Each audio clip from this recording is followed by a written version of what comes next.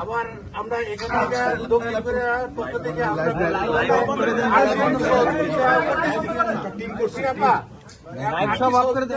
চেষ্টা করতেছি। আপনার থাকলে আপনি আপনাদের বলেন, আমরা যান প্রান্তে চেষ্টা করবো। আমরা তো দেশের ভিতর যেতে পারছি না এখন, যেহেতু দেশের বাইরে থেকে আমাদের করার কি আছে অবশ্যই আপনি আমাদের বলবেন। আপা, আমি ভুট্টু বলছিলাম দক্ষিণ কোরিয়া থেকে। আপা, আচ্ছা আচ্ছা, ঠিক আছে, একটা আপনি নির্দেশ দেন, আমরা কি করবো এখন?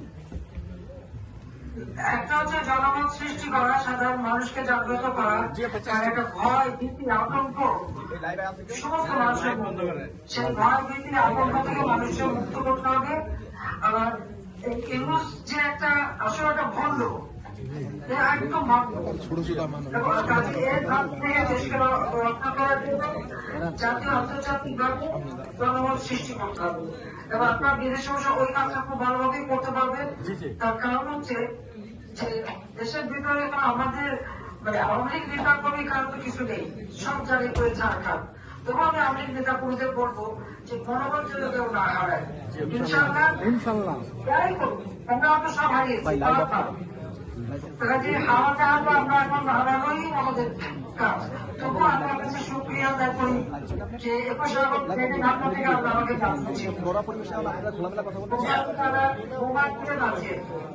সেই চট্টগ্রাম পুলিশ থেকে বাঁচিয়েছে। সারা বাংলাদেশে বারবার আমার বাংলাদেশ থেকে কিভাবে কিভাবে আল্লাহ এবং আমার পার্টির নেতা কবি চাপ দিয়ে আমাকে বাঁচছে।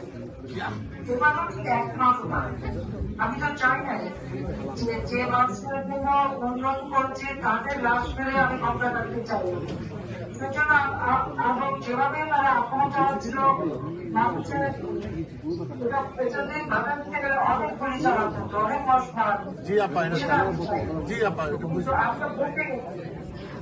যখন আছি এই বাংলাদেশ থেকে আর কেউ ছেড়ে বাংলায় যার জন্য আপনাদের সকলের সহযোগিতা